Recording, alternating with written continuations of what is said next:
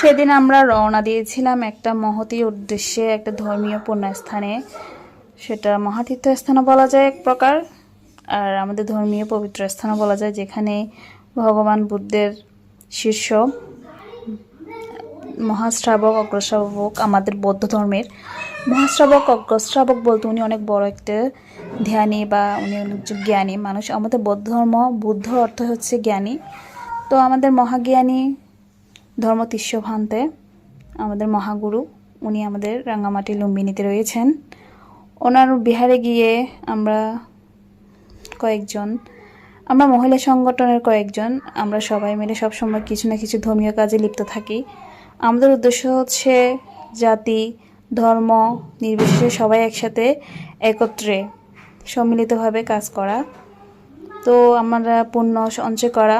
ধর্মে বর্তমান যুগে এমন পর্যায়ে পৃথিবী চলে গেছে, যেটা আমরা অনেক বছর বা অনেক যুগ আগে থেকে শুরু করেছিলাম।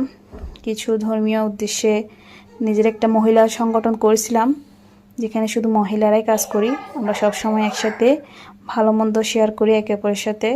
সব সময় ধর্মীয় স্থানে গিয়ে আমরা পুণ্য সঞ্চয় করি, যা দান বলেন, যার যেরকম আর্থিক মানসিক শারীরিক যেভাবে পারি আমরা ধর্মস্থানে গিয়ে কিছু না কিছু ধর্মীয় কাজ করে থাকি। তো প্রতিবারের মতো এবারও আমরা একই উদ্দেশ্যে এটাই করছি। এটা হচ্ছে 2025 সালের ভিডিও। তো এটা 2025 সালের যে আমরা মহৎ কাজ বছরের শুরুতে করছিলাম, এটা হচ্ছে তার ভিডিও। তো আমরা বরাবরই সবসময় সত্যের পথে চলি, সত্যের পথে চলতে চাই। আমরা সবসময় চেষ্টা করি কিছু না কিছু পুণ্য অর্জন করতে। তো আমরা চলে গেছিলাম পাহাড় পর্বত পেরিয়ে পুণ্যময় স্থান, একটা পবিত্র স্থান লুম্বিনী পাহাড়ের চূড়ায়। তো আমরা কিন্তু সবাই কিন্তু বৌদ্ধ ধর্মের না ছিলাম না।